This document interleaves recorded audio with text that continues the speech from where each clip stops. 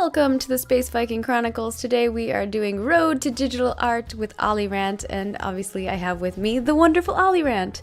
Again, sorry for the potato cams. We actually have to redo all of the things, I think, in order to make them fit the new style if we want to have better cameras. And I'm gonna unmute Ollie here so that he can talk. How you doing, Ollie? Hey, am I free now? You're free. You're out of your jar. I never realized how potato we would be. Yeah. Like real bad. Yeah, we're real potatoes. It's like I'm on stage. I have to like really animate. If you guys don't know, this is the second episode. The first episode will be going up on YouTube tomorrow, along with a link to the brushes and a link to the tablet that I'm using. And if you guys are interested in starting up your own digital art stuff, you can check that out. Or if you really liked last week's episode, but Ollie went really fast for you, because he really did. For me, I knew most of it, so like it wasn't fast for me. But I know other, like Ballas was editing the video, and he was like, "This was fast paced." I was like, "Yeah, I didn't feel like it was," but I think for somebody who maybe is really new to Photoshop, it might be a lot. Yes, exactly. You're not super new, so I didn't actually go crazy into the. Because you've used debate like Photoshop. All right, today's lesson is the basics of drawing anatomy. Pretty much the whole point of this is to get Maggie so that she can draw her D&D characters. I do it. A lot of other people do it. It's great. It's real fun. So we're basically going right out of the gate into people. We'll probably like go back and forth between other things, but I want to at least start the drawing of people because it's an important. We should get all those things rolling. So we're actually going to start off with like sketching people. We're not going to do any sort of like rendering, no spheres, no shading or anything, just the sketching side, so that you can know the basics of anatomy and how to draw people so that they look like people, hopefully, in theory, and the good practices on doing that. So go ahead, make yourself a canvas. Do we will whole finally draw a thing. Grommen Maghype. I will finally draw a Grommen. Maybe. One day, that'll be maybe a future test. There shouldn't be a test today, but there may be homework. Oh no. So get this canvas how you like it. You know, prepare yourself, and I'm gonna start some basics. So the basics of drawing people, if you don't know, you want to basically draw them in layers, and that's the nice thing about Photoshop is you can actually separate out all the layers if you want, or you can do it all in one layer. It's really up to you.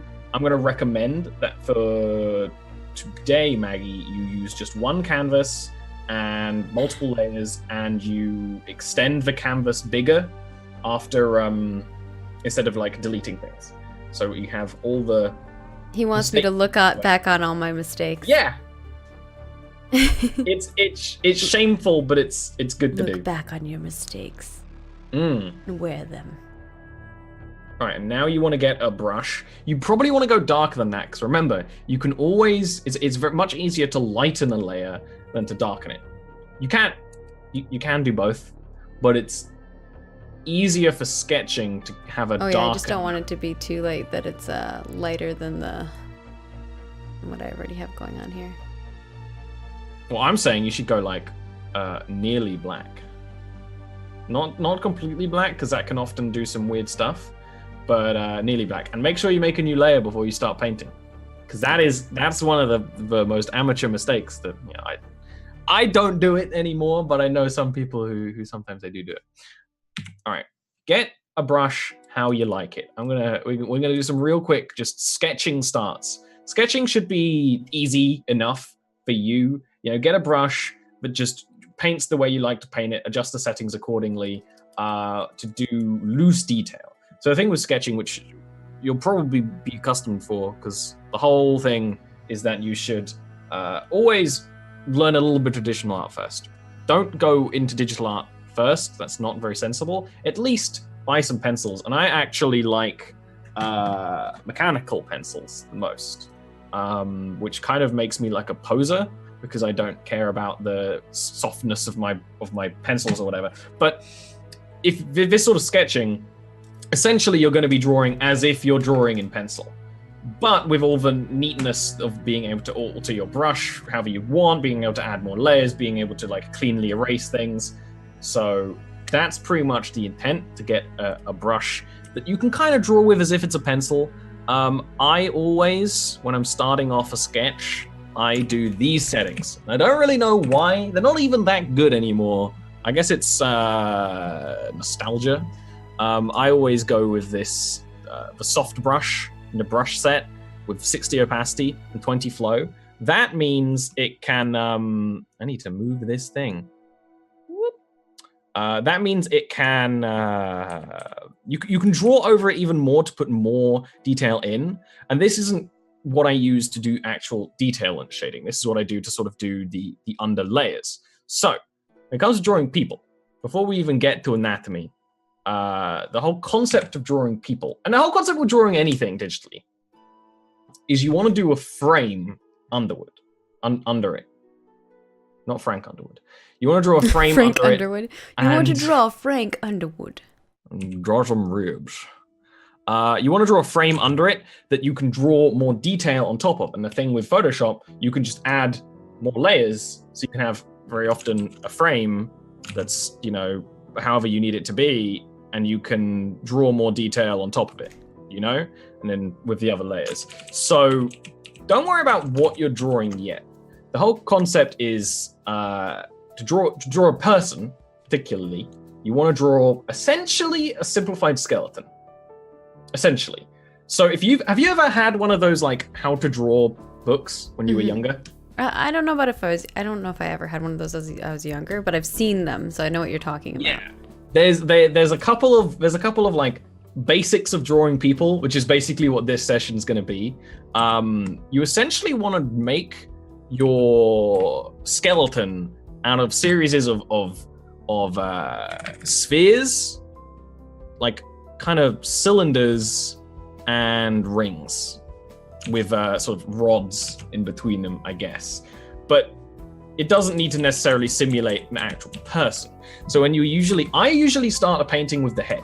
I usually always start a painting with the head, unless I'm drawing something like someone sitting down, or like a pose where you really need like there's something I'll teach when we do like more pose and action stuff, where there's an action of movement. Sometimes I'll start with that, but I usually start with a head.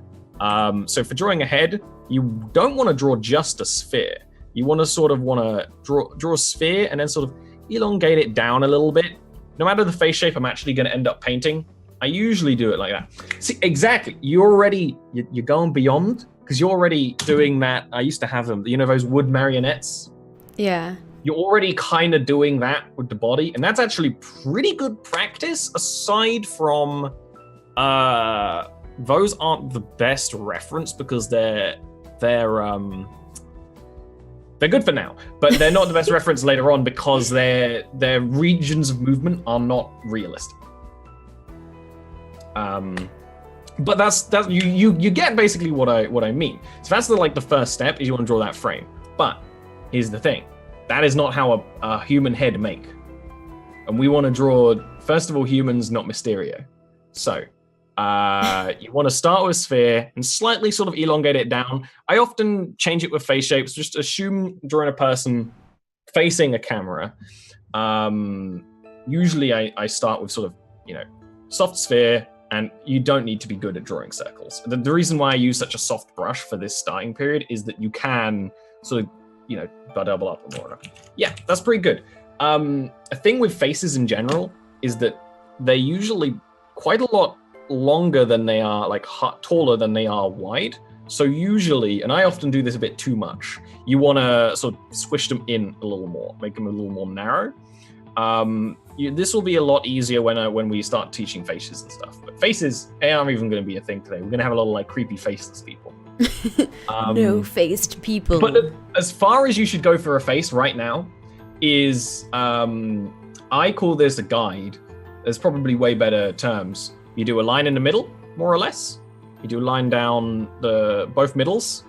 I like to have this one a little bit above the straight middle. And they could be at any sort of angle you want, and that can institute curves. And that basically goes, hey, this is my face. Now, the reason why this is important, and this is a general tip for any painting, even though you're painting in a 2D medium, everything you're drawing should be 3D. You should think about that. That's why the skeleton is ideal to draw out of spheres and cylinders, because it helps cement that. Even if you're never going to see the back of the arm, you've got to keep in mind the back of the arm, right? So this is very useful when you draw like faces going the other way. My smoothing set weird. I knew something was wrong. And you do something like that, well, it's clear that this character is facing, that way instead of towards the camera, right? Yeah. It's useful later on for like guides and things, and it also helps actually painting the face when we get into that a bit more. I'll leave that for now. So then you go with the neck. Don't go crazy on the neck. Just for now, just do what feels right. Bear in mind, I want you to draw a full person somewhere. So try and draw like a head near the top, or use your Photoshop tools to move and resize things, or use the canvas to make it bigger. Again, neck doesn't need any detail. I like to draw like a little circle here that basically represents, on a doll, like the joint where the neck would be. Mm-hmm. I like to do that because my favorite part of the body to paint is sort of the neck and shoulders area. I get into it a lot. I get real into them shoulders. I get real into them shoulders. If you go through like my portfolio, you're gonna notice there's some good shoulders. I'm trying to not go crazy on the shoulders. But then after you get that head in, you want to draw, a cylinder. And right now, Maggie, just draw like a size that feels right. Later on, we'll get to like the actual sort of shaping. I often in my own time. In my own paintings, actually, sort of. But remember, it's a 3D shape. So yeah. that little lip of a curve down here actually helps a lot, because that just helps remind you that it is a 3D shape. When I do my own paintings, I usually sort of put a little bit of mock rib cage in. That's not essential at all. You don't need to actually draw a full skeleton for this. Some people do. But really, it's more like the concept of a skeleton. And sometimes that is valuable for when you're drawing like motion and movement and stuff. Then, keep going down. Go around more or less the middle. So you're already drawing a little bit of an angle, which might cause some weird stuff. Yeah. I don't know what I'm but doing. Don't worry about it now. Just keep drawing the same dude until things are right. If you're finding you need more space, you can just like Control A, shrink it up. And Control A, Control T. I didn't teach you this one. Control T is transform. Mm-hmm. Incredibly I have done this before. Yeah. That's one of the ones I didn't even think to tell you because you do it so much. And exactly, but I knew that one before. Get in a space that you feel comfortable with. And then you want the pelvis. This is one where I usually do like that. I don't go crazy. Sometimes I do that as well. Give them a little bit of a tidy whities. Again, the detail don't matter. It's whatever feel right. So make sure that you sort of elongate the heck? The spine from the neck. So that's how I like to do the pelvis, more or less.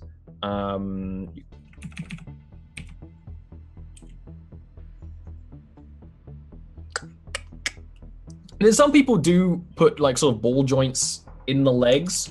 I tend not to, because you don't have ball joints in your legs in that way, in a way that you're necessarily going to draw them that way, because the thighs and this whole sort of hip area is not. How you did it is actually pretty more accurate.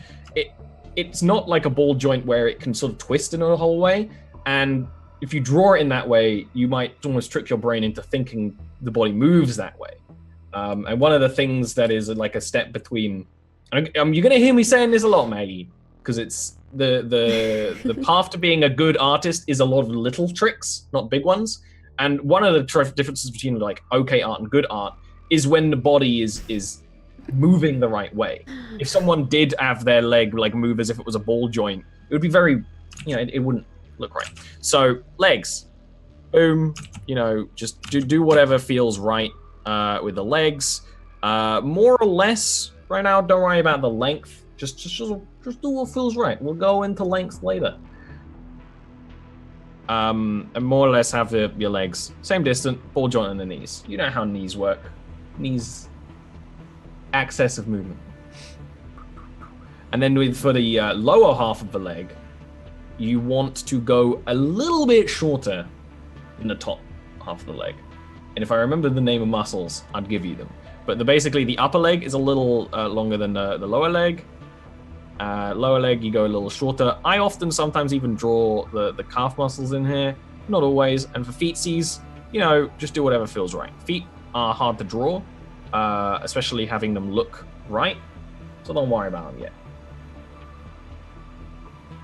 Are those feet or are those knees? What? Are those feet or knees? They're feet. Okay. You want some knees?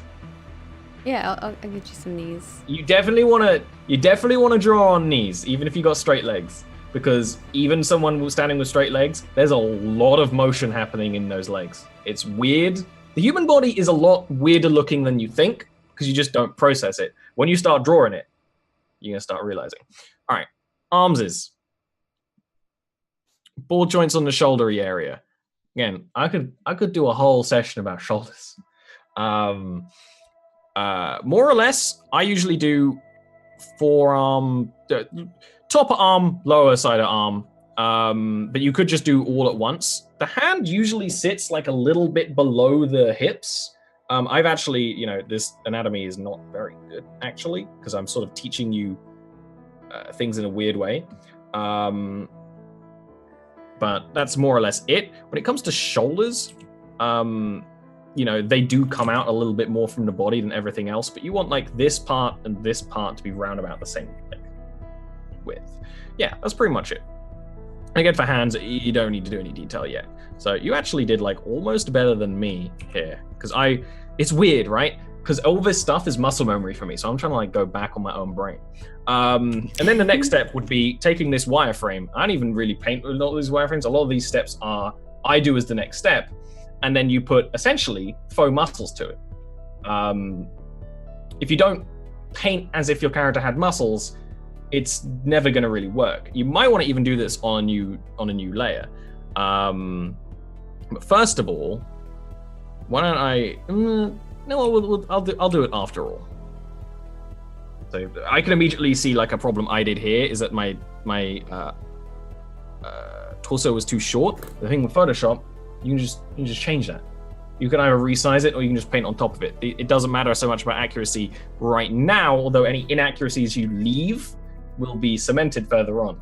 We'll see that when it comes to those kneeses. So I saw a great tweet earlier today that said, more or less, if you think artists shouldn't use reference art, you've clearly never seen like old religious art where there's really buff babies and the women are super buff men and lions are buff just babies. men. Hell yeah. Reference is important. A lot of artists who are just sort of starting out, and I did this, go like, I don't need reference art. I'm drawing fantasy. I'm not drawing reality. I don't need to look at, no, you're wrong. You're so wrong. And I'm like, give me the reference. I can draw stuff from reference, but if it's from my memory, from my brain, I'm just like, I don't think that's possible. And ideally, you're going to end up somewhere in the middle where I can draw a body from memory, but if I draw a body with reference, it's going to help a lot. So what I usually do in my paintings is I get a pose reference, and I have it in the scene, I draw from it. There's not even any shame in drawing over frame for this part. Also was telling me like drawing over something could help too, because you see where the lines go and stuff. We will maybe do some of that later, but drawing over is very good for this part, for being like, okay, how would you draw the frame under this person, And there's a couple of other reasons why that's really useful that we'll get back to later. But there's no shame in it. It's a really good thing. So I actually gave you a reference for this next step, because this next step is kind of hard to do without reference to start with. It'll become second nature. But wait, you want me to draw this? What this is? No. Okay. I want you to find this Yeah, I have that. This model is something so Pinterest is really good for if you're being a digital art, because they have a lot of things like this that people have drawn to help themselves and then put online for everyone else. This is incredibly useful because it just simplifies muscle groups, and this is essentially the next step of the painting you want to do. Ignore the face, ignore the hands, kind of even ignore the feet. It's super useful to think about how the muscles in general would sit, and this doesn't go into crazy detail as well, which is super nice about it. I could have gotten you a gazillion references of how things sit, but this ultimately, often when I'm like, this doesn't look right, I just look at this thing and I'm like, okay, this wouldn't, this and this needs changing. So you got your other layer, and I already see you're naming your layers. Good practice. I'm not. Essentially, you want to start from your middle of the body. I usually darken my brush a little more when I'm starting to paint on top of it, but you can also dim the opacity of your previous layers. Right. So the thing with these muscles is you essentially want to look at this as reference. You want to sort of paint them on. There's almost this like the collarbone area where you have this going on, and then the neck is made up a bunch of muscles. You don't need to go into crazy detail because the next step is more or less putting the flesh on the bones, right? Even if you're not drawing someone with flesh, it super helps. Yeah, put the flesh on the bones. So go on the muscles layer, get a sharp, like a slightly sharper, less soft brush or whatever, and start sketching in the lines. Because remember, shading doesn't matter right now. So what you were doing before with it being like really, really sort of fluffy, that's not going to help you cement any ideas. That's going to do you no favors at all. You see, if I'm basically drawing what I drew up there, the way you did, it's not very easy to follow. Yeah. No fear. There's no reason to fear because you can always erase it or tweak it otherwise. There's layers. If you end up doing a pass of this and you hate it's going on the bottom layer. Do another pass of it. It's doing well now. Yeah, it's fine now. So, the neck is basically made like that, more or less. It's almost like a downward V. But yeah, this step is basically putting the muscles on the body, and you might notice, I did something weird with the skeleton, which means the muscles won't necessarily work correctly. And that's fine, spoiler alert, you're gonna have that feeling for this painting, because I can already tell you've done some weird stuff. But that's okay, because you gotta do the weird stuff to realize that you're doing things wrong. And just similar to the other thing, I'm kind of putting a couple of pitfalls in your way, kind of hoping you'll do some weird stuff. Mostly for my own entertainment and teaching. No, well, I'm looking at the skeleton thing and it looks like this. Does it? What? Does it? Yeah, it does. I mean, more neatly done, but... Yeah, don't worry about neatness for now. I mean, I'm not, clearly. What you can always do is like sort of do that very rough, and then you can just sort of put, using an eraser to sort of clean it up later. That's like totally fine. So, collarbones. Super important for drawing the chest, because pretty much everything sits around it. I don't know all the names of the muscles. I definitely used to at one point. Doesn't matter.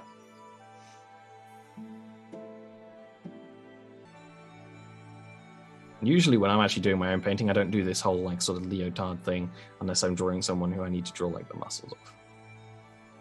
Kind of looks like this person has a tie. Yeah, you got a little bit of a tiny, very high up tie. Future fashion. Space fashion. Or you are in a British school. We don't have our ties up here. Oh, yeah, they do. No, who went to a British school?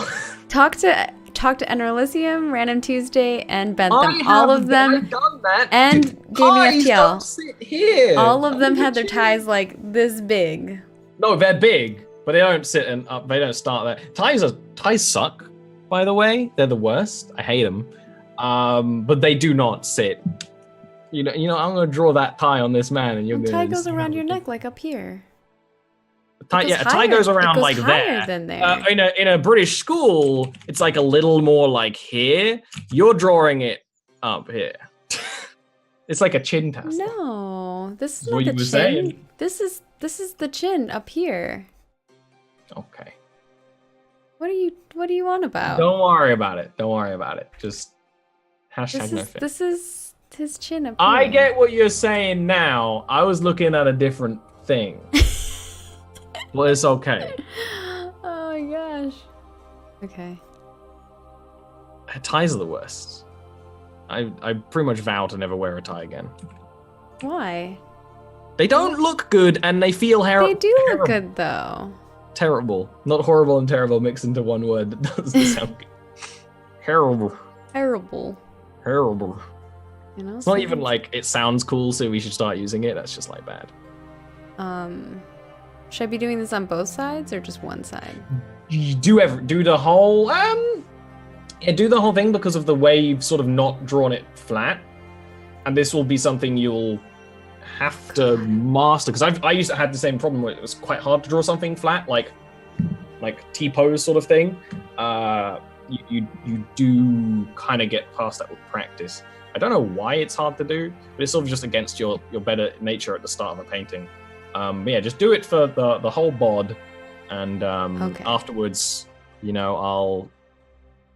You'll be like, I'll talk you over it with some advice. Okay. And I'll also do the same to mine, because like mine is not very right, because I actually don't usually paint this way. Ties are great unless you're forced to wear them. Yeah, I suppose it's the same thing I have with onions.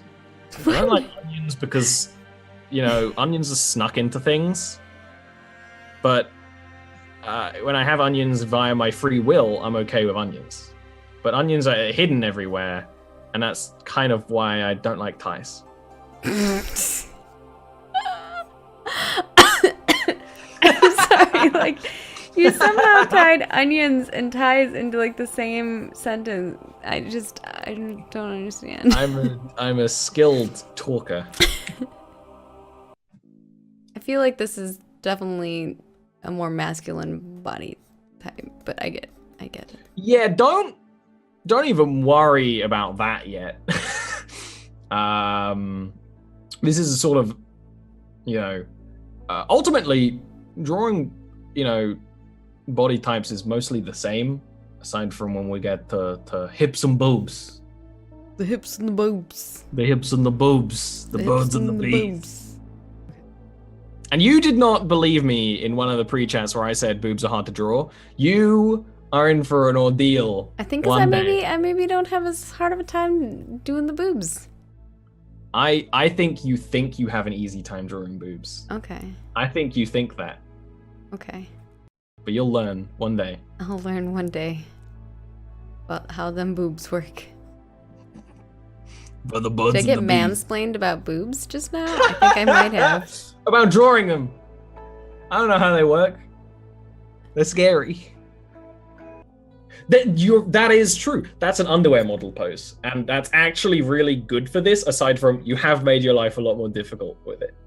Which is kind of why I'm making you stick through it. What, me? Yeah! Oh. Did someone say I have an underwear model pose? It's an underwear model pose. Oh yeah, I gotta do it, man. Yeah. Okay, so this is like some weird muscle here. Yeah, so the arm muscles are super useful because obviously when you draw muscly dudes or anyone doing any kind of like arm motion, how those arm muscles move completely changes the shape of the arm. Yeah. Arms are very wobbly, depending on what's tensed and what's not. And honestly, when I'm looking at this, the thing I often reference the most is the way they draw the arm muscles. 'Cause it's very clear, like, how to simply draw arm muscle, You need a lot of experience to draw realistic humans. Exactly, and that's what this lesson is going to start doing. And that's why I said to Maggie, this might be like at least 3 lessons in a row or something, but we might hop back and forth. And ultimately, that is what it is. Crestfallen is ultimately practice. I started off drawing just the worst anime, and I can draw you how I used to draw. When I said last week, I remember like going to a teacher with like my art really proud, and essentially. And here I am the whole time going, oh god, look at what I did. Essentially, like, you're not doing bad, you're fine, you got this. I was like, there was like some of this, like really big heads, like stuff like that. Like it was. I mean, weirdly enough, it looks okay now, but I guess I can draw. You know, it looks like something like a powerful Goliath woman or something. But you know, the intent is to sort of teach you that, like, if when you get the basics of how human anatomy looks in a sort of abstract, generic human, you can extrapolate that to so many things. Because not only are you learning how to draw a human, you're learning how to draw muscle groups. So other animals will be easier to do, but you can also manipulate that. If you find any artist who draws a lot of, you know, dwarves, gnomes, something like that, to draw creatures that have very different proportions, you need to master the traditional human proportions so that you can manipulate it accurately. That's why I really enjoy drawing things like halflings and dwarves and gnomes and things, because it is a challenge to draw them realistically and not in a very cartoony way, which I take. Blocky shoulders. Your shoulders are actually pretty much golden. What? Your shoulders are actually pretty much golden, like perfect, nearly.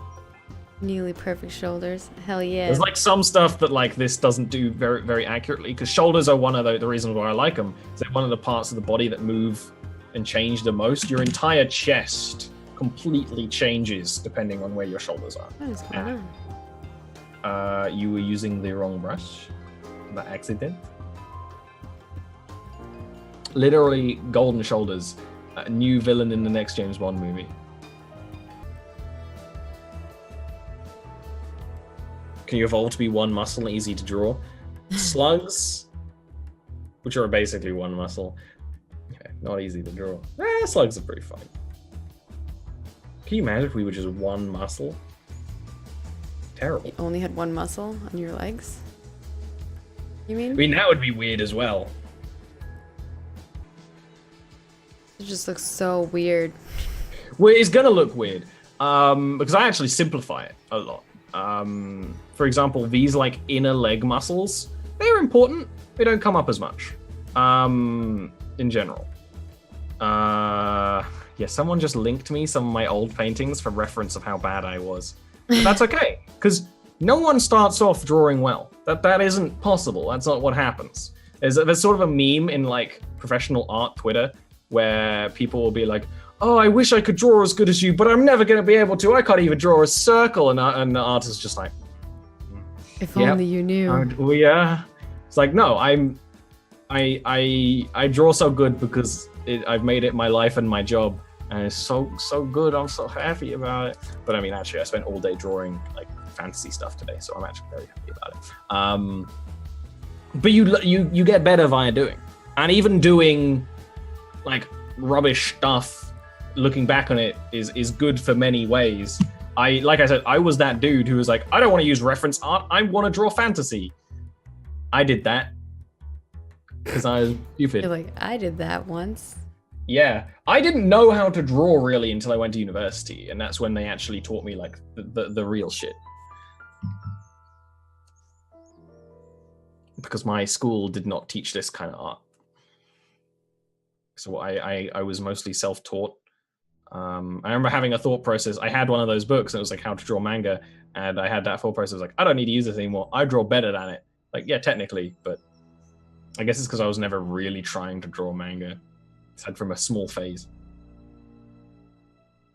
Very good for being self-taught. I'm basically self-taught until uni happened.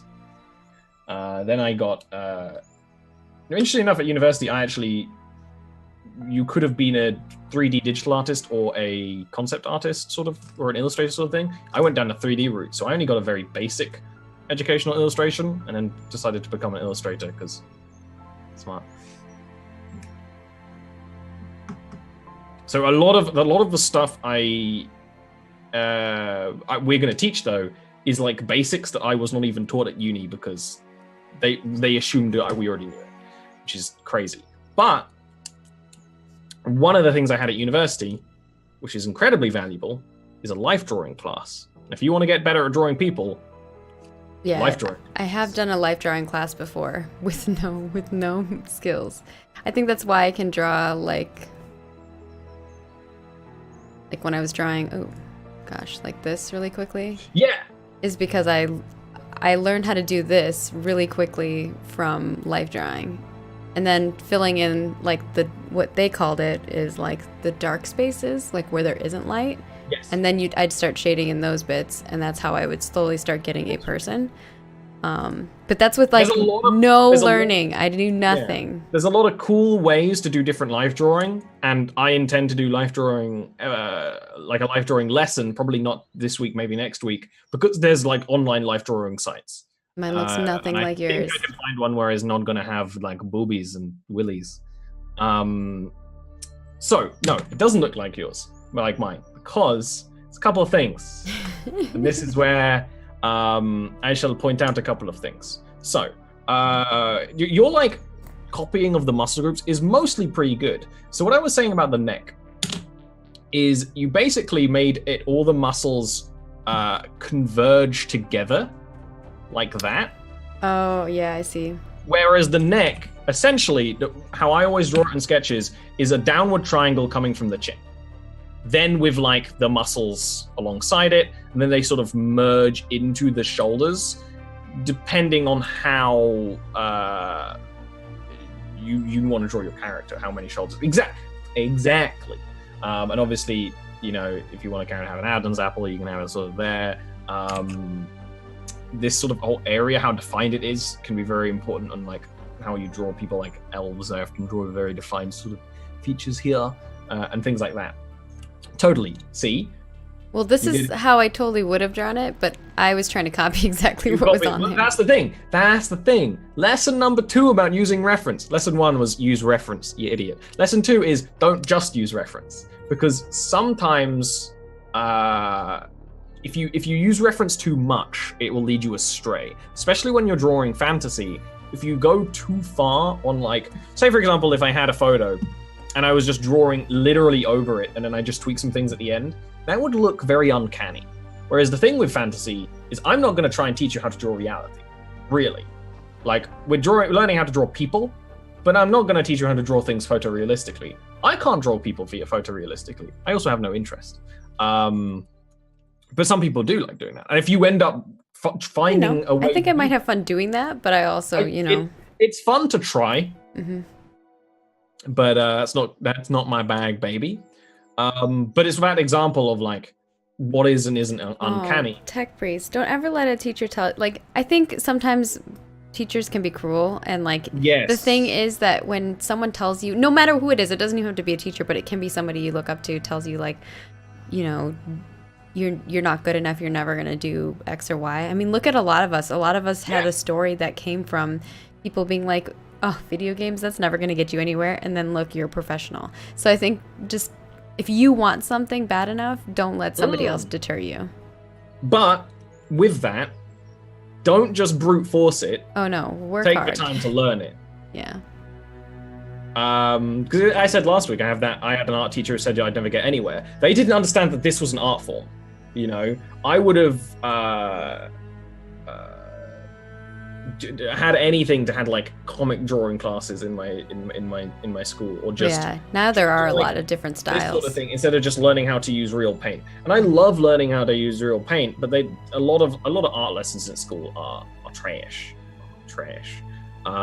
which is why. But the thing is, the internet's so good for learning on top of that, and this is like sort of a learning supplement if you're wanting to get better at paintings. So next thing. Your bod is pretty good. Now the issue you have deformations here, but yeah. But again, that's the thing. You're noticing things that are weird, and then you're sort of changing it. So what you kind of did is because you started off with a little bit of that underwear model pose, a little bit of a sort of Bigfoot lurch.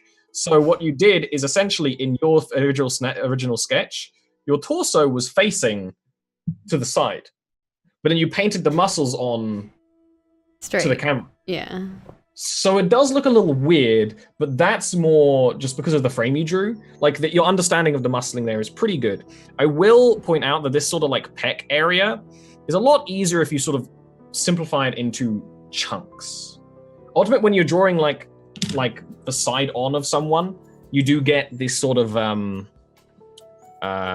cut here. You do get that, but you don't need to worry about it that often, that dramatically. And also the shoulder does this like really nice interaction where like the shoulder blade and the pecs sort of like all become one interlinking thing, you know. Mm-hmm. That's really weird to see on your own, but on its own without context. But that's just sort of a thing that you'll get better with practice. The whole hip zone.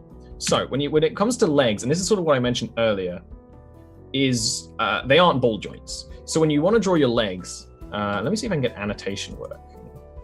So when it comes to legs, you want to like actually have the legs. No, I cannot do it. What a shame. Wait, no. Annotate. You want to kind of start them like here. Yeah. Like pretty high up. Because, and then the main focus when drawing legs are these muscles here. They're super useful. And when you think about it in that way, you do think about how legs are three-dimensional. Now, what you have done with your legs is your person's legs are very small. They got small little legs. Hey, some of us have small legs, okay? Some people have small legs, but the idea is to learn how to draw a completely generic person. Yeah. And then adjust it. You'll have a hard time if you draw if I gave this to a client and they're like, oh god, no, they have short legs, and I'd be like, well, they're meant to have short legs, and they'd be like, can you fix the legs? Not that that's ever happened to me. And when it comes to these leg muscles, like down here, knees, you don't really need to worry about knees physically, but when it comes to like this area, it's very simple to draw. It really the main thing is you have the sort of calf muscle, and then everything sort of like comes down from it. So that once you sort of get these two parts of the leg, like this part and this part, drawing just regular standing people won't be a problem. But then the sort of learning the size to do your legs is something that comes with practice. If you actually saw me painting, I totally did like my legs too long. Oh my god, it totally does remind me of Attack on Titan. there's a little Attack on Titan going on. I drew my legs the wrong shape, and then I manipulated it with a lasso tool to get them in the right place. This isn't your final painting. This is going to be below the painting. I usually don't draw the entire musculature because you don't need it. As you notice, I sort of like simplify a lot of things. But it's useful to know it, right? That's why I'm getting you to draw it. But because it's not going to be seen in the final product, there is no shame in just like taking the lasso tool, cutting parts, manipulating them. When it comes to like actual final sketches, like the top layer, you don't really want to do that too often because it does lead to some weird like artifacting and like sharp edges. You can do it a little bit if you're sensible about it. So really the main issue with your dude is the little legs. Then the slight twist, and then there's a little other thing with the arms. Your arms are pretty good, aside from sort of like the elbow. So elbows, if you look at them, they kind of like chunk outwards. So often when I'm drawing like elbows, I do a very sort of basic like a sort of a, I don't know what that shape is, but like that sort of shape for them, like a sort of like almost. There's a little triangularness to it. I'm an artist. I don't know shapes. But the whole like elbow forearm region is sort of thicker at where it meets the elbow and then sort of thins down. And something you'll start learning is that this sort of region of the body is not a perfect tube cylinder. It's like a weird, like oblong sort of thing going on. So that's like the main issue there, where what you kind of should have done is like and I have to draw with my mouse on this, I think, so it might be a little bad. And I can draw with my pen, but it's really messy. Is like a sort of like, that's horrible. That's the worst thing that's ever happened. Let me get rid of all that. I'll draw with my mouse. If it will let me. Like a little thicker in this region. Ultimately, where your elbow is, like it's not going to extend much more beyond that. But that's fine. You know. I had the elbow here. Yes, but what you've had sort of going on is because of the weird angle you drew at. Your elbow was kind of like in a weird place. This is assuming that your elbow is behind the camera, right, or behind the body. Yeah. So like that's what I was thinking. You don't actually see that arm. fold as much when it's at that angle. Exactly. But sort of the shaping of the forearm is always there.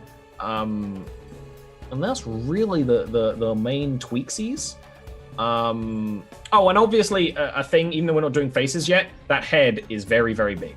Oh, yeah. And I do that. I did that for a long time. Big heads is just a thing that people do. But the thing is, I always draw my first frame with a bigger head, and then I thin it down. I don't know why. I know a lot of illustrators who do it as well. I have no idea why we do it. I guess it's because we start with the head. And then when you get more body parts, you sort of start like thinning everything out, right? It also gives them a bit of like a halo going on. But that is a real good advice, a real good thing. And then when it comes to the neck and the head, even though you might want to draw someone with like a thin swan-like neck, and that's great. But the neck is more or less the width of the head, more or less. You can thin it a little bit. You thin it too much, it's going to look doll-like, and not in a good way, right? I always remember I had a friend who always would sort of complain at my early art about how feminine characters don't look feminine enough. But as you'll see, really the difference between drawing feminine and masculine is very slight. Slight additions to things. You might want to draw a thin neck because that's a feminine thing, or like if you're drawing someone with a slender build, that's how it would be. No, not really. Unless you're drawing someone who's really hulking out, their neck's probably going to be the same size as the other dude. But where the neck meets the shoulders is where it's going to change, right? Awesome. Yeah. So, with that in mind, let me teach you a couple of tricksies that'll help. So the big main one of this is when you draw a body, you want to draw it with the sort of tubes and cones and things. And then you want to build the muscle on top, and then on top of that, you want to start drawing your actual detail. But let's not worry about the detail yet, because if you start drawing detail on that guy, you're going to end up with like a weird cereal mascot thing, which we don't really want. We want to give you the best opportunity. And if you've ever seen me do an art stream where I'm drawing the frame and this sort of stage, especially if I'm doing a bigger illustration or a commission, I might do this like 10 times till it's right. Also, you want to remove your annotations off mine? I don't know how to clear those. Oh, yeah, I can do that. Clear. Cool. So, there's a couple of tricksies. That's obviously the best way for doing like how to draw the frame, and then you draw the muscle on top. But there's a thing, and you said you never really read those how to draw books, and this is something if anyone in chat keep in mind that only recently have I found out that I could do art, so yeah, exactly. Well, that's just me just doing it. It's not like I haven't had any training of any sort. Also, if you're just joining us, I noticed that Enter Elysium gave us a host, so thank you, Enter Elysium, for the auto host on that. If you're watching over on his channel, come on over here and join us. Also, if you guys can, I know it sounds really silly, but if you can retweet that tweet, it helps support us and gets people to come watch the show. Yeah. So the reason why I say this is one of the most default tips for drawing people, to the extent that a lot of people don't do it consciously, and a lot of people do it in different ways. So, taking this regular dude, who I'm going to call Graham, for no reason, I'm going to merge him into one layer, because I do that when I sort of finish sketch, I merge them into one layer. I usually save the individual layers as a backup in case I do need to change, especially on commissions. We'll merge them into one layer just for ease of handling. There is something that is done. I don't worry about doing anything on your end yet. I'll just show you for now. Where things are measured in heads. Where basically the body is X amount of heads tall. And I'll sort of show an example with this and see how many heads I ended up drawing this dude. It seems a little weird. It's actually a pretty good way to measure, considering you very rarely draw with an actual physical reference in mind. I only started recently for some D&D commissions, like actually drawing with a size grid in the background. If someone's like, oh, I want this goblin to be 3 foot and my barbarian friend is 6 foot, I'm like, okay, well, here's an actual guide, so I kind of draw it right. And that's again, just using smart reference. But heads is how like a lot of artists measure their characters, especially when you're starting out. This is something I don't even do consciously anymore. I've been drawing people for a long time. People is my specialty. I don't think about it. But to a lot of peeps, this is really useful. I'm just trying to remember where all of these are so I can sort of paste them into one layer. So, assuming that you've drawn your head the right way, where it's this right sort of, it's slightly oblong, a character should be around about 6 to 8 heads, depending on how tall you want them to be. And this guy is 1, 2, 3, 4, 5, 6, 7 and a half, which is what I prefer for a sort of slightly taller dude. And I usually end up drawing via nature slightly taller. I've drawn a little elves in my day. Yeah. First of all, that's a pretty squished head now. Well, I was gonna do what you did. Yeah. No, so what I did is I merged everything together and then I selected an area and I copy pasted it. That's what I was trying to do, is copy paste. But it yeah, you did.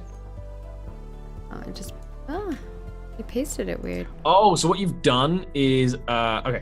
Tip: when you're in this move tool, turn off auto select on the top left.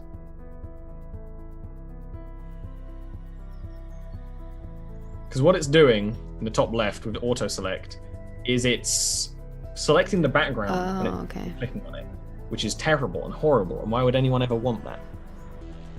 Yeah, exactly. It's super surreal, like stacking up the heads. It's like a sort of Lego thing.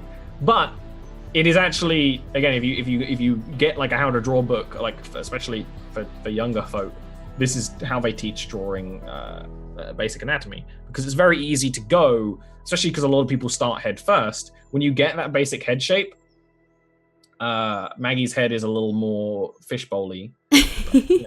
You'll get it in time. And even when you don't have that basic head shape, it helps you learn how the relative shapes. It helps just sort of get everything the right sort of height. So you are 1, 2, 3, 4, 5, 6. It's got a 6.5. So that's actually not unreasonable. The main issue with your dude. So let me just explain the head theory, right? The ideal human, the person who created this idea, said that they're meant to be 8 heads. Realistically, the ideal human is like 6 to 7 heads. Where this is one of those things where height varies among people. So don't worry about that. But it is a good way of, more or less, when you have the right height, people are the right proportions. So you'll notice that like the legs kind of start, where the legs start sort of here in the sort of like hips. They sort of start just around about midway. I'm actually going to like kind of bring this guy back up because it's a little better as an example. You start sort of roundabout, just a little bit below midway. So actually, a weird thing about your dude, he's actually got kind of a slightly long torso region. But then that's also because you drew your legs a little low to start with, and then sort of built them up afterwards, and that's fine. And then you notice with the actual legs themselves, this part's a little longer than that part. And obviously, the head should be around 1 head big. It's a super weird thing, but is useful when you're looking back on a painting. I don't use this when I'm actually doing a painting, unless you want to try that. I don't use it when I'm doing a painting. I should have done what you did and put it in my... all in I one should have layer. done this. Oh, yeah, see, that's super useful. I then actually have a screen for referencing, but I very often put it in the same I probably canvas. should have just put it on there. Yeah, it doesn't matter. But this is how a lot of artists, especially when starting out, work out how to draw height.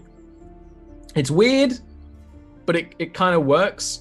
The issue with your dude's head is, like I said, he's where's my Don't mouse? make fun of him. No, He's beautiful. he's no Gerald. So he's got sort of like a very broad thing going on, and then the eyes would be up here. So the thing is with the human head, and you might not want to admit it, is like we have massive fucking foreheads. Like Oh, I have a massive forehead. I know I do. horrible forehead. It's probably the one thing I'm the most self-conscious about, is Like, my forehead, which people it might not makes know up- that. makes up a big chunk of the head, and then if you forget about the hairline, like it goes up even further. The eyes actually more or less, which is what I've done here, the eyes are actually more or less, so if you draw your head as a sort of slightly oblong thing, the eyes are more or less in the middle of the head, but the hairline is like here, so it kind of doesn't look like that, but it's weird. So go ahead and draw me like a new head. And we can do a little basics of head, because that will help you get the sort of weight going on. So yeah, that's sort of works. I usually draw like a just completely normal circle, then sort of stretch it down a little bit. But and that's a completely normal circle, by the way, like a weird egg thing. But that's also pretty good. It's a very square jaw, but don't worry about like facial features yet in general, because we're kind of going to go back to that later, because faces are very hard to draw well, and are going to need a little bit of lessening. And it's going to be the same practice where you draw the frame, and then you draw the muscles, and then you draw on top of it. But that is more or less perfect, right? That's exactly perfect. Because I could already imagine your dude like having this swooping hair, having all of that. That already looks like right to me. And that's all you need right now, is just the right shape head. Because all you need right now is the right shapes. And what you could do, and this is up to you if you think this would be easier for you, is actually pre-prepare the head stack and paint alongside it. I don't know if that would help you. I never found that very... I mean, first of all, it's weird. I never found that personally very useful. But... everyone thinks differently. So it's up to you. I think you should try drawing a new boy. So put this guy to the side, just like sort of grab and move. Have him off to the side, and draw a new boy with what you've learned. A new boy with what I've learned. Yeah. Yeah, put him off to the side. That's what I like to do when I have trouble with it. It is often when I have reference now, it's like reference for the pose, reference even for the hairstyle, reference for maybe the way I want lighting in the background. And I have it on a reference layer, and I can turn them on and off. And it's super useful to have right there in your vision. Because like I know you have a gazillion screens, so what you might end up doing in your own painting is having... Well, I had it on a different screen was what I was doing, but I feel like that was probably not the smartest of options. Now that I realize I could have just had it like right here. But of course, don't look at it too much. So start with the head. Yeah. Go with a little softer brush for the underframe. It's always a lot easier that way. Delric the other day on his stream told me to shut up the birds, and I just looked at him like, how? How do I shut up the birds? Do you think I'm like a princess? A druid? Disney princess? Am I a Disney princess now? So I usually in my painting, I zoom in a little more. I think that's probably antagonistic to you, though. Sometimes I zoom in. It just depends. It really, that's the thing. It really depends on the person. I zoom a lot when I'm painting, but then I usually have a navigator open, which you have as well, so I can see the whole image. I'm a zoomy boy. I zoom in a lot. So you wanna elongate that head a little bit more. You got a bit of a ball head right now. The head is almost twice as tall as it is wide. Yeah, that's much better. Because it's always a lot easier to make a big head smaller than to make a small head bigger. Although, this is Photoshop. If you do your whole body and you're just like, something's weird. Oh, I gave him a tiny head. You can just enlarge the head. Like it's a theme park hospital. I'm the most beautiful Disney princess. There needs to be a Disney princess like me, honestly, for children's sake. I just I'm available, need Disney. to be a princess. I want to be in Kingdom Hearts. Aw, I would too. That sounds awesome. You just often seem like you belong in Kingdom Hearts. What? With all the space and the sort of... You do have a space princess look. Oh my gosh, why is there not a space princess? Is there a Disney princess? There's not a space princess, that's true. There needs to be a space princess. I agree. There does. I mean, I suppose, kinda, the one from Wreck-It Ralph that I'm annoyed that I don't remember the name of because Wreck-It Ralph is Space my Princess? favorite movie in the world. No, but like there's space stuff that goes on. Kinda. She's not a princess. Leia is a space princess. That's true. Yeah. She kind of becomes like space general and space officer later on. I want like a full-on Disney space princess. See, already massive improvements. And also, I think one of the things that's giving you a lot of favors is just honestly, it's more straight on. Yeah. Mm. I wasn't thinking that was what you were gonna have me do, so. No, but that's fine. I was being all fancy, and I was like, oh shit, I just fucked myself. It's a lot easier to learn to draw when you're drawing things in a more sterile environment, I guess is the best way to word it. Like, there's less places to fuck up. Because when you introduce angles, when you introduce motion, things fuck up. Even drawing like a T-pose would be very different because of the way the chest muscles would be and stuff like that. Honestly, like, Padme was a little more, like, bitching princess than Leia, but then, just turned into space politics. I mean, I like space politics. Space politics? I'm talking Star Wars. Yeah.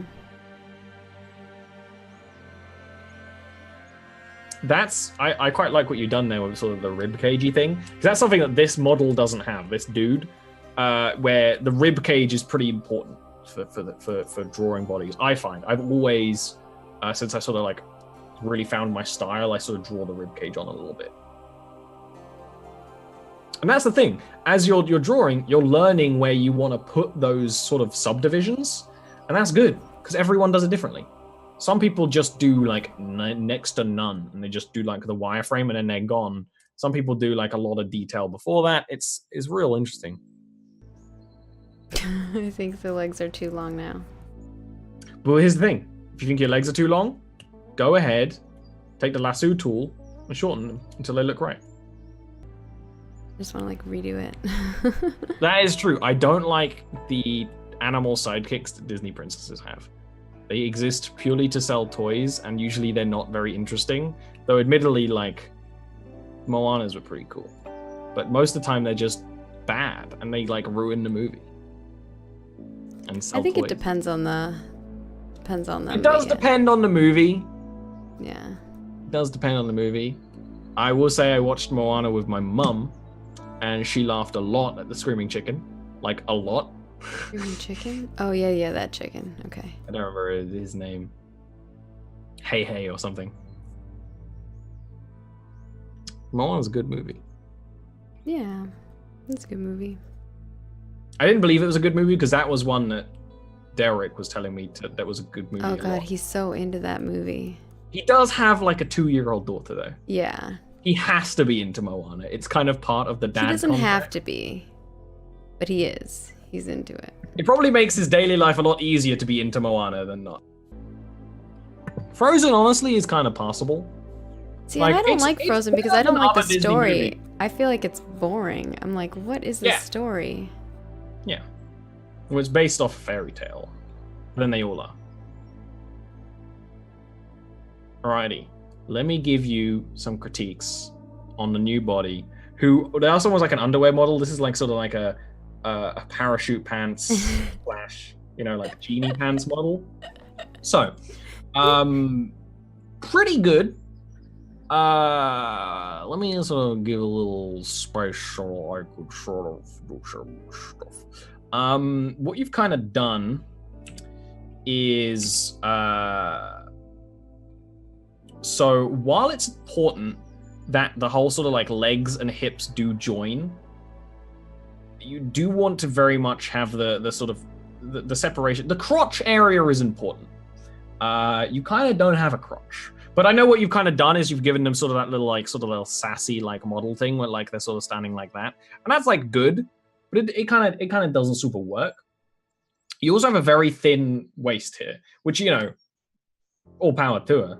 That's it's impressive, but I wouldn't mess with that right now because you might start sort of doing some wrong things like this. This like hip line here, like. If you were drawing like this pose deliberately, is really good. I'm not sure how deliberate the pose was. It might have just been where things sort of fell into line a little bit, which happy accidents. It's like her booty bump. Yeah, well, exactly. Hips do this like super cool thing where they sort of like have these weird angular areas with the curves, and it's beautiful. And really hard to draw, so it's like pretty good. But more or less a thing to consider. And again, you made your life a little difficult because you did put in that little booty bump, is if you ignore the shoulders, the sort of hips and the top of the torso, again, ignoring the shoulders, should be the same sort of distance. But no, I'm being body shamed. They're a little... Yeah, there's really a lot of body shaming when you get the perfect anatomy. It's unfortunate, but it's the way you gotta be.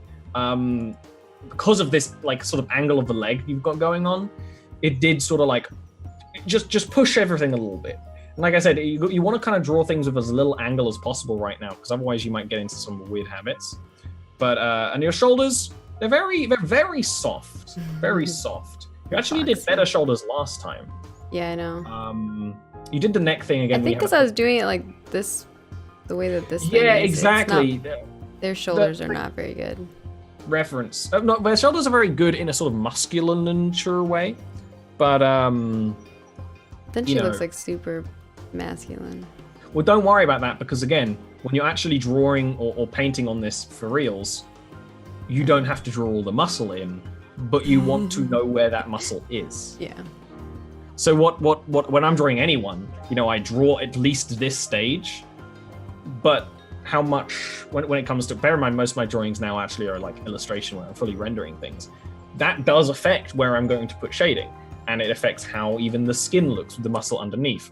But if you're just doing line art, you can essentially do another layer, do the line art on top. You can draw over as much as you want to keep. You can take away as much as you want to keep. But having sort of these mashed potato shoulders doesn't look feminine, just looks mashed potato. A lot of women have strong shoulders, and that's a good thing. The difference between like a strong shoulder and a soft shoulder, again, is is very slight. So I wouldn't even worry so much about drawing the difference between masculine and feminine right now. Arms is.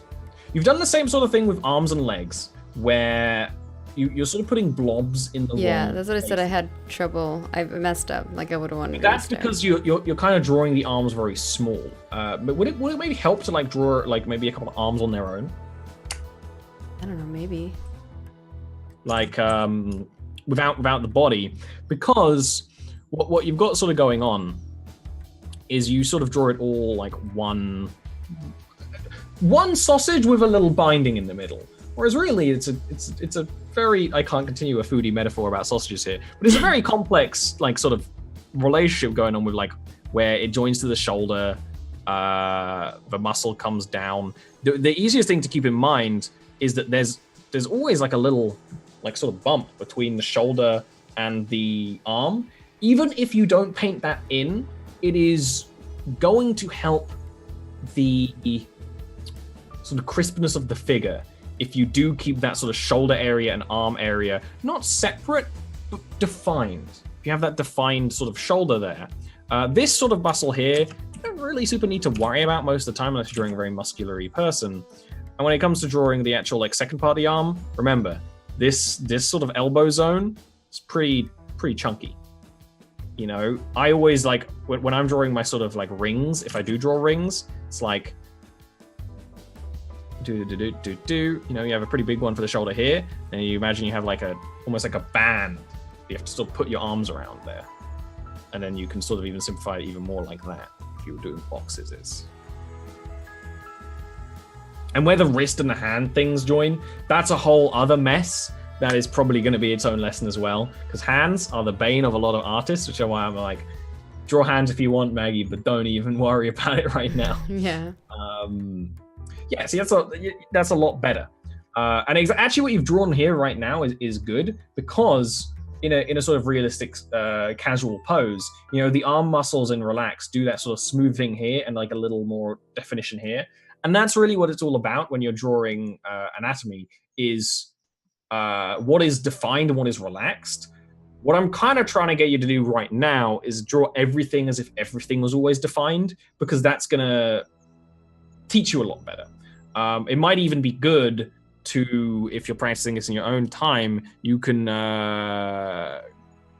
Google's, you know, the muscle structure of people and use that as reference. Although that's going to put a lot of like slight complexity into things you don't necessarily need to worry about. Some things you can just sort of simplify, you know? You don't really need to worry about a lot of things. The important thing to remember about arms is that this pec muscle essentially is part of the shoulder. So what you've kind of drawn on yours is as if your arms were sort of like in front of the body like this on your main dude. Whereas really, you know, these muscles all kind of like blend together. And the easiest way to keep that in mind is with one little like sort of like, if you draw the pecs like that. Not so curved. Yeah, exactly. And that's one of those little tricks. It's all about the little tricks. It's the little tricks build up. The like how getting the like the way you draw good anatomy every time is practice. You're not gonna do realistic anatomy today. You want to do realistic anatomy for like weeks and weeks and weeks. But with practice, with these little tweaks, it's gonna get better every time, right? Yeah. And there's those little lessons you teach yourselves. But other than that, like, if you compare to the last dude, the actual like lengths of things are more or less right. You can get a little bit of trouble when it comes to the length of arms, and that sort of is in part of the fact that your person has no crunch. Which makes your arms look, and the lowered slumped shoulders you have also make your arms look longer. Whereas really, the arm length you're drawn is actually pretty good, but they just have very weak shoulders. Yeah, the shoulders are weird. Yeah, but that's the thing. That level of change can change things altogether. If you even like take that and you lasso things and you tweak the arms up, again, you can do that. There's no reason to not do that. This isn't paper. You can use the lasso tool to tweak things. Like you said when you were painting, oh, I think I did the legs too long. And I said, you can transform that and make them shorter. You did, but you could have. It's not cheating. It's not cheating at all.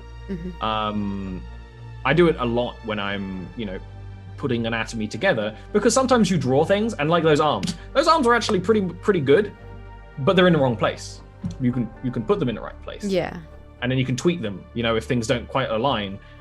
As long as you get used to doing that. And that's something I think in general, you just need to get more used to that as a concept, because obviously you've been drawing on paper, you've been drawing in paints and things, but you can't just do that. You can't just go, oh, I changed that. But, you know, doing pretty good. Doing pretty good. All right. I want to see another person.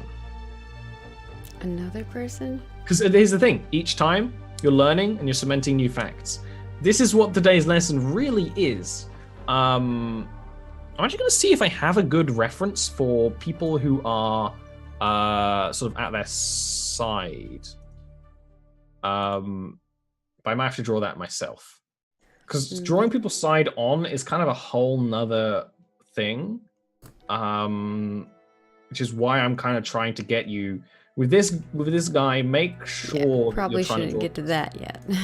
as face on as possible. Exactly, right? It's actually a common mistake for a lot of artists, and I was one of these people. It's kind of why I'm trying to get you to draw this way. A lot of artists sort of find it very comfortable to be in the 3/4 position, and that's because it's almost like because the you most. only have to do half the body.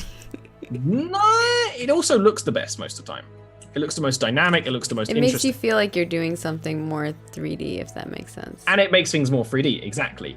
But the issue is, and I used to do this, when it's always in the same position every time, it starts to look very weird. Yeah. And a similar thing happens when you start learning side-on, because side-on faces and bodies in general, you rarely, as a human, actually look at people side on for very long, because usually you're used to having conversations. People look very strange from the side. Sometimes I catch myself doing looking like this and working on something, and I'm like, I look like a weird fish person, but everyone looks like a weird fish person.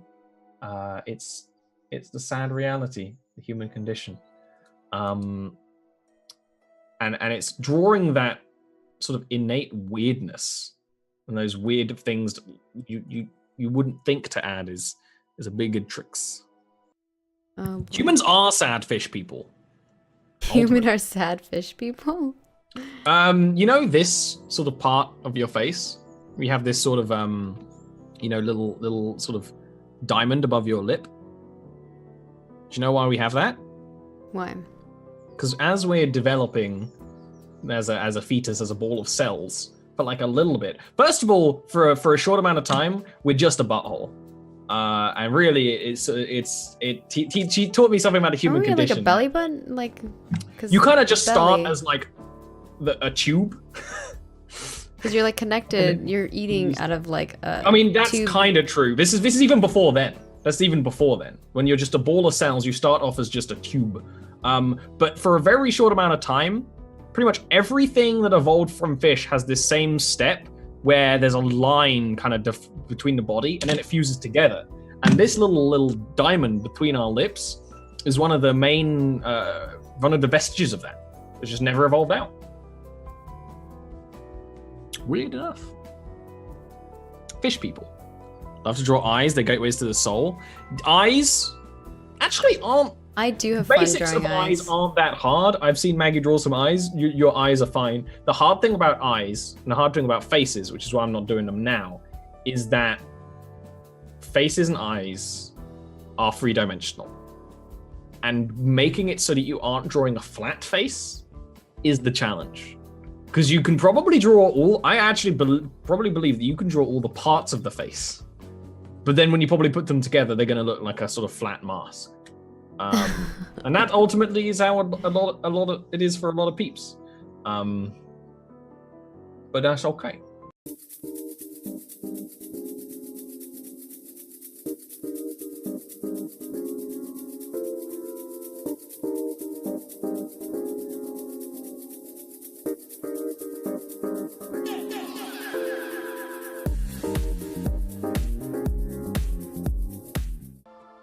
Don't worry, we're just all watching.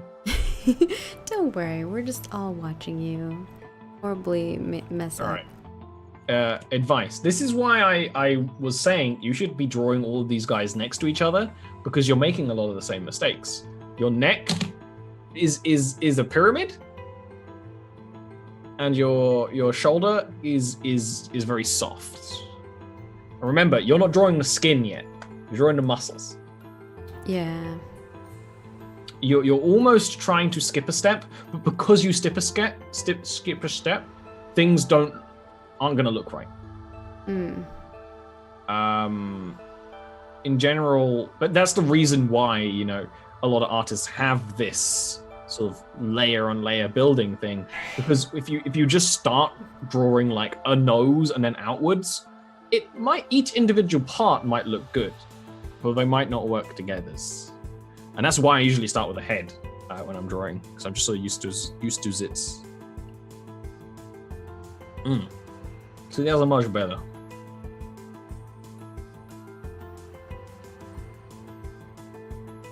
Yeah, I see what you're saying. I need to connect these. So yeah. More of a thing. And it is literally a thing, probably for you right now, is reminding yourself every time you're drawing, be like, no, don't do that, do this. I still have that sometimes where I will take like dumb shortcuts on things. And I'm like, no, Ollie, you can do better than that. Like simplified hands and stuff. Like, no, I can actually draw better. Actually take the moment to think about it. But that's the thing. Taking a break and sort of just looking at what you've drawn is what I did with this dude. I was like, oh, I mean, X part is wrong. I like gave him some super wide hips and like, that's okay. But then I tweaked it. It would be fine if I was drawing a character, but this isn't a character. This is a wireframe. You know?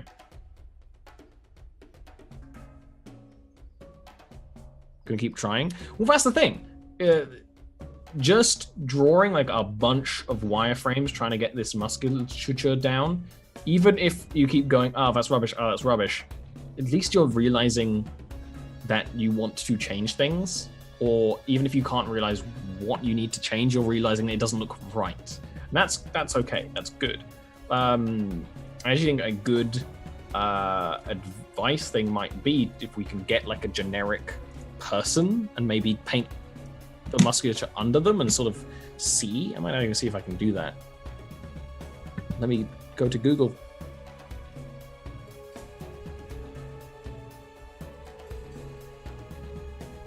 You're going to Google to find a picture of somebody? Yeah. More or less. It's probably going to be a 3D model of a person because that's actually a little easier to work from because they're going to be completely generic. If I need to find one without the nips. Because I think next week one of my aims is to do life drawing with you. Because I get to teach a bunch of stuff I was taught of, like not just life drawing, but like weird practices that you do during life drawing that make you better at drawing in general, which is just good. Look how here comes a picture of Delric.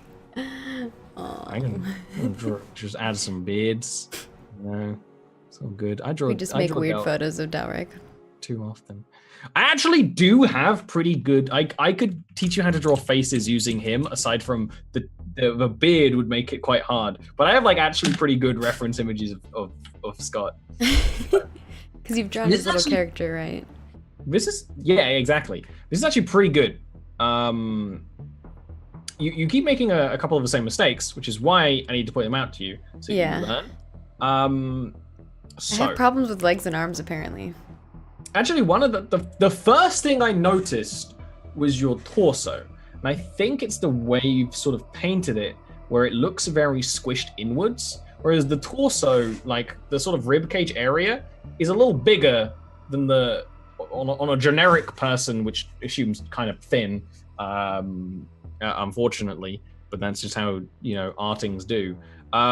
It kind of looks like it's all sort of squished in a little bit. I don't know if it actually is. I think it's literally like these lines here that are doing it for me. If you delete those lines, let me see how that looks. What are you trying to do? These lines here, erase them. Erase them? Like zoom them. Yeah, those I think are making the torso look smaller than you've actually drawn it. What do you mean erase them? Like actually erase these lines. You're in Photoshop. You can erase them. Yeah, but if I erase them, then it's gonna erase a lot bigger of a chunk. Just make the eraser smaller. It's a brush. Like how much do you want me to erase? Like zoom in a bit.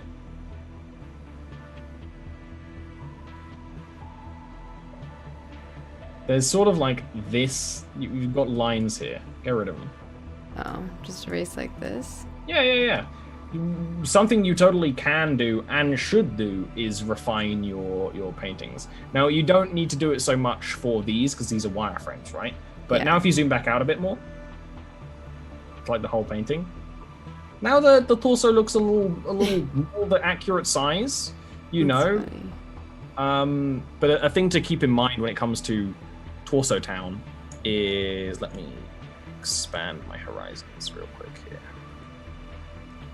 is ultimately, that's something in general, Maggie. You need to, especially this is not a person yet. Don't worry about deleting things. You haven't even drawn any details on them. Do not get attached to these wireframes. They are nothing. They are meat for the grinder. Ultimately, usually, when you're drawing wireframes, that sort of upper torso area is has a slight sort of down tilt to it, and that's because of the muscles that are found in sort of this area.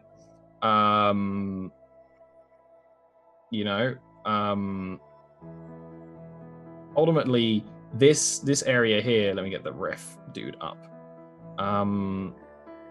This, what am I doing? This area here is pretty useful. There's a lot of like subtle curvature in the body that is different for everybody, right? And that's very important, and that's why reference art is very important in general. And that's why I don't think how you've drawn your torso here is wrong. Now, actually, you've done a sort of like fluffy, feathery line here, where like in your torso area, where like one of the lines you've drawn looks right, but some of the others don't. And because you've sort of, this is a sketch. Well, it's because I started where I messed up, and then I started drawing over it with the better. Mm-hmm. When it comes to other stuff, you've done the same thing with your arms and your legs. But again, they're the right lengths and sizes. But you do the sausage thing, where you have your arms are going, and your legs do it a bit more as well, where they do that, where they're like an insect, and they thin to nothing at around the elbow area. Arms don't do that. Arms are weird, but they don't do that. So when I'm usually drawing that area of the arm, and in general, you know, I actually have it go out a little bit in that area. Instead of in, because it doesn't go in, it goes out. If you're assuming that you're standing like this, you know, it actually widens in that sort of area. And similarly in this sort of area here, but you that's not as bad for you. But I it's just you're making the same mistake over and over, and that's fine. You need to remember. You need to trick yourself. You need to go, hey, stop that, because this is probably what feels natural to you. Or what feels natural might not be the real world. Another thing, also, I think for this one, your sort of, I don't know what this part of the body is called. Like this part, like the upper leg, the thigh, is a little, the sort of thigh area is a little too long. And that's also a very easy mistake to make. But here's the thing, it's very easy to sort of draw the knee a little higher. Yeah. And sort of adjust it. Bring it up. Like, I don't even think you need to check. Yeah, exactly that. And even that right there, we've added those extra lines, is good. Because kind of the idea for a wireframe like this is I want to get you to a level where, essentially, because the whole point of this digital art thing, you could give your wireframe to someone else and they could paint them, and vice versa, right? So if you get the perfect anatomy for those wireframes, where you can convey your messages, all's well that ends well, right? Okay, let me real quick show you some side-on stuff, just so you know. But really,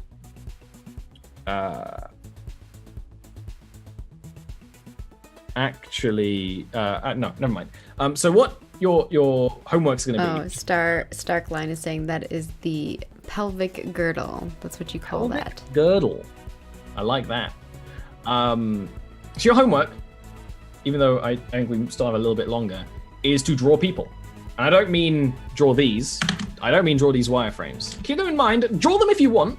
You actually might have an easier time drawing them in paper, maybe. But I mean draw real people. Draw, on like a lunch break or something. Draw a someone. Draw man beast. Just do very quick doodles. Don't let yourself do them for longer than 10 minutes or so. Even if you think you're not done, stop it, move it on. We're going to do live drawing next week, and I am going to make you have a time limit. And if you don't get it done in the time limit, you're done. You're done. No. So the tricks on drawing people, and there's even a sort of an advanced mode on this that I don't think you're going to do. But I once got a homework from uni, which was to go sit in a public place and draw people walking past. Oh God. When it comes to drawing people, you have to very quickly capture their essence. And now you kind of know how the body works. You can very quickly capture the places that matter. Now, interestingly, I haven't told you anything about how to draw faces or hands or anything like that yet.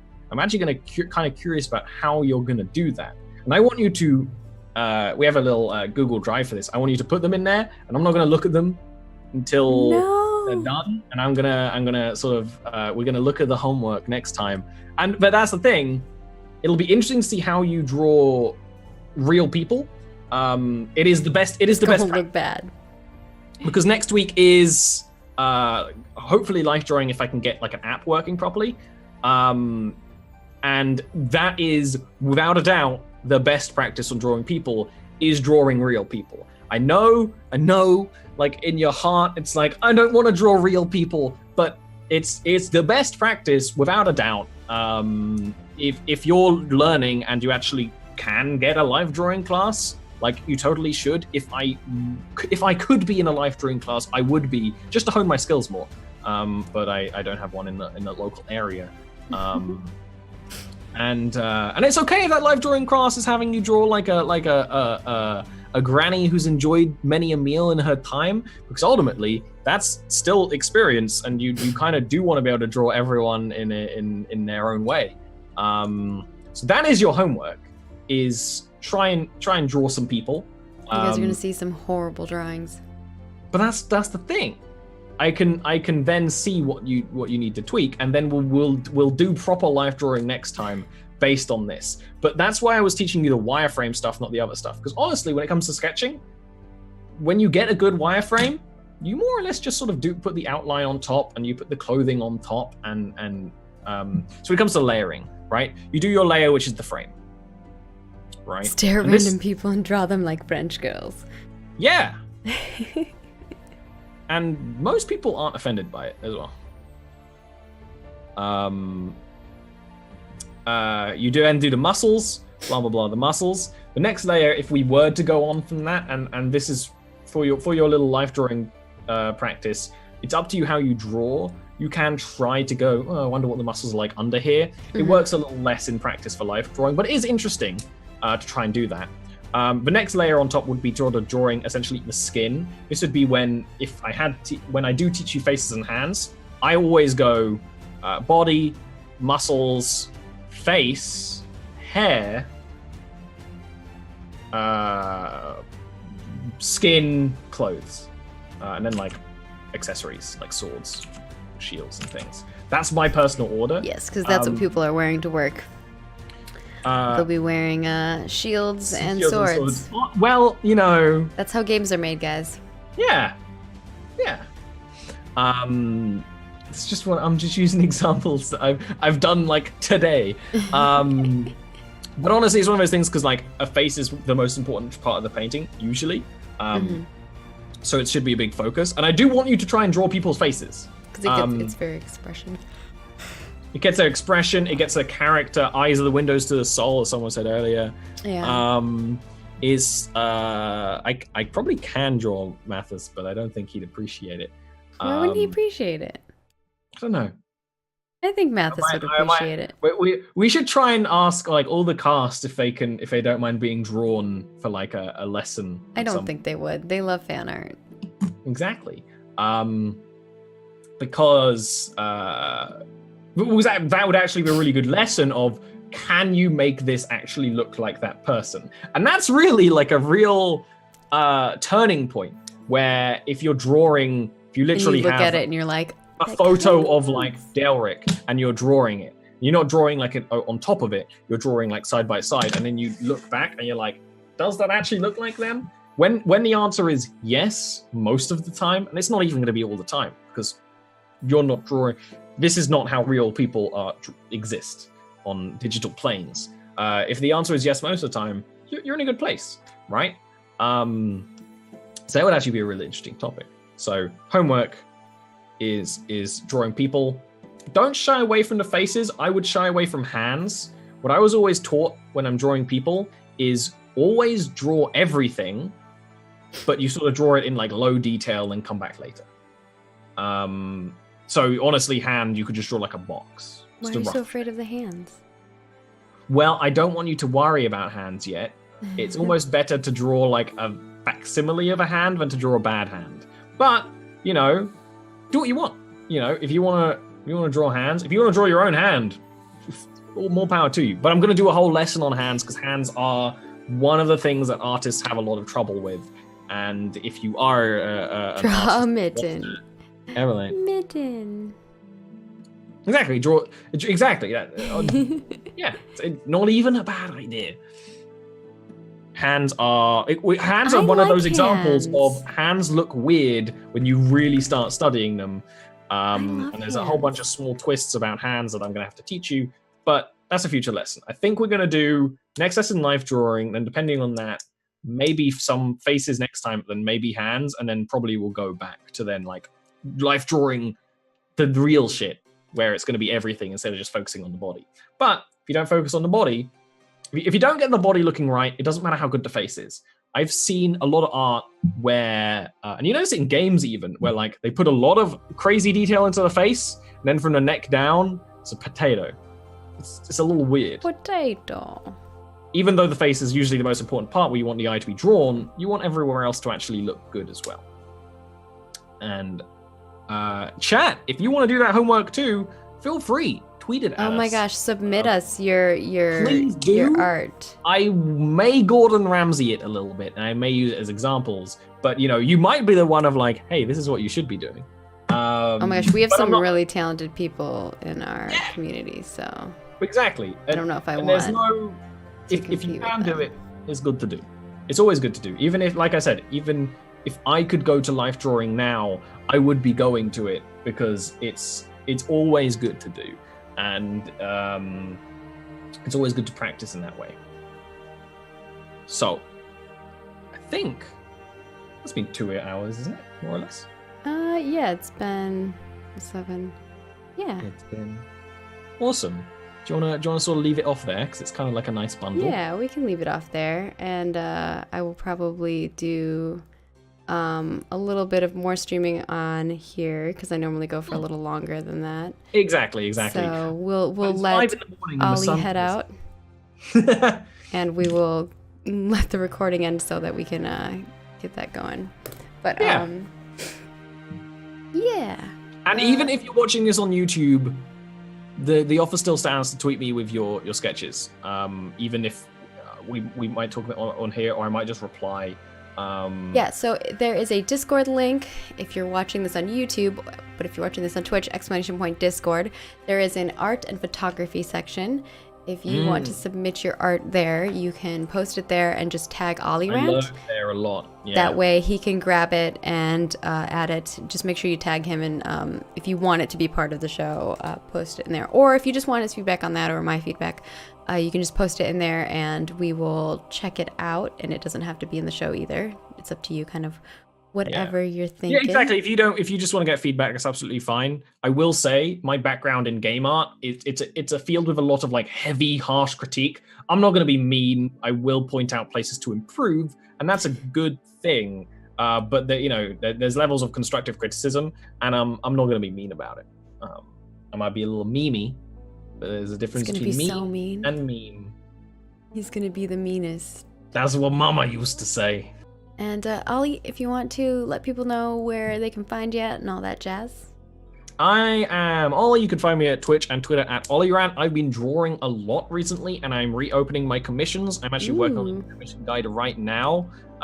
There's a little teaser of it here. Oh, hold on. I gotta go to Ali's screen. Spooky teeth thing. Ooh, that's cool. My commissions are open again, and I want to work on more D&D commissions, so please let me know. If you're someone who's just listening to this as background noise and have no intent on drawing, and you need someone to draw your D&D art, I would be happy to do so. I also do shows on my own channel where I'm doing more art streams as this idea sort of put me back into enjoying doing that, which is great. And then you do stuff where I do a little bit of games, because I'm trying to finish God of War, and it keeps not being finished. Aww. And I love it, and I enjoy it a lot, but I want to finish it. Do it. Finish it. And so that's going to be happening. And then it's like 60 hours of gameplay, so I can It's imagine. real long, but it's real good. It's like a great game. Mm-hmm. I'm enjoying it a lot. And then there's a D&D stream on Wednesday where a party of like level 16 adventurers is fighting a lich, and it's great. That's so fun. Liches are like level 21, so that's hard mode. Yep. I know way too much about CRs of monsters. I've been doing a I lot of like DMing lately, so I know like every monster that's and you in do the high level stuff. I usually do low level stuff. This is a Yeah. break from the norm. It's like a small contained adventure. Here's the thing. I normally do low level stuff as a player. When I'm DMing, I like to do high level stuff. Exactly. That's the twist. Yeah. Which is fair. And in a few months, that's going to be moving on to a sci-fi show, and I might be even trying to do more D&D stuff where I'm on other things as D&D. I'm on like Scott's show on Fridays and Lost Initiative on Thursdays. So if you follow me on Twitter, you're going to see all the things. You're also going to see some cool D&D art, and quite often my D&D art is actually like references to my D&D games. So you should definitely check that out. And that's me. Awesome. Yeah, so go check out Ali, and obviously you guys can find me at Margaret Krohn in all the places, so it's super easy. And obviously I upload all of my gameplay videos, and this will be up on youtube.com/MargaretKrohnPlays, which is a little bit different.